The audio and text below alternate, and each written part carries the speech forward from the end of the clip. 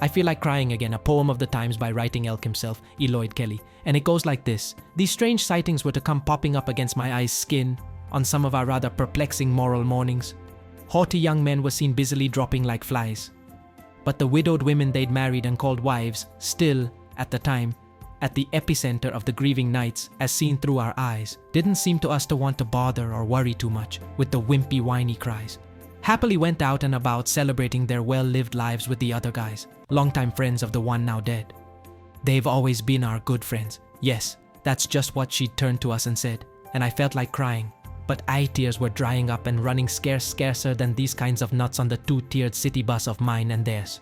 Look over yonder and tell me, what strange sightings do you now see?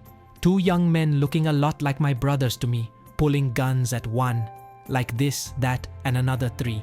Gunplay playing out in the public streets, drive by, shoot, then walk past me, as if going towards the getaway vehicle together, to go passing by my house again with the same brother, whatever, or drive, whilst their children, back a yard, have nothing to eat with or play. What could I say?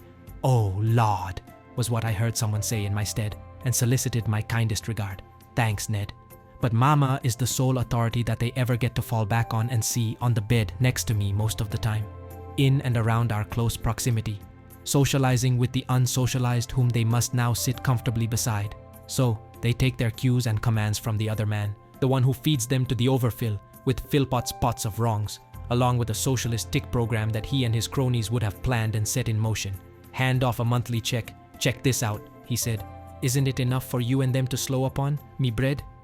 Or down. Wagwan? Mek we no man.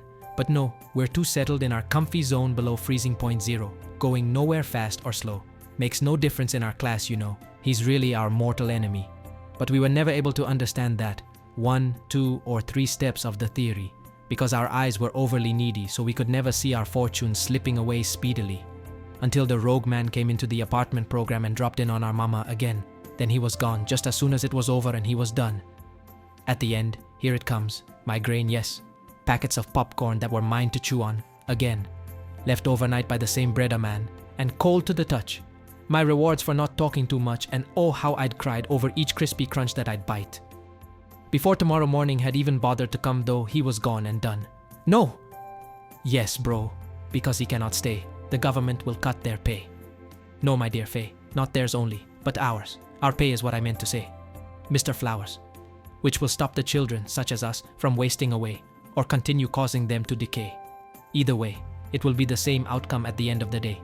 But Mama prayed and went to church and gave up her tithes out of our little purse, with heartfelt thanks for the check in her hands, and for the government, now headed by a good man who gave her money, hand to hand even, and got her blessings, since she must bless him and remember to pray for them.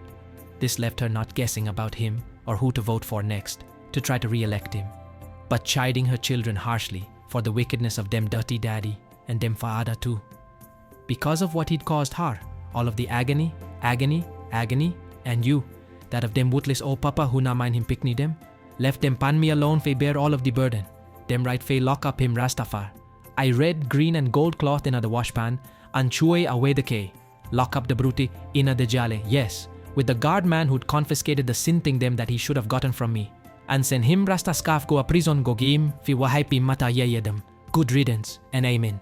Sorry for all that mess, my friend. I tend to get carried away by the old customs of my mother tongue.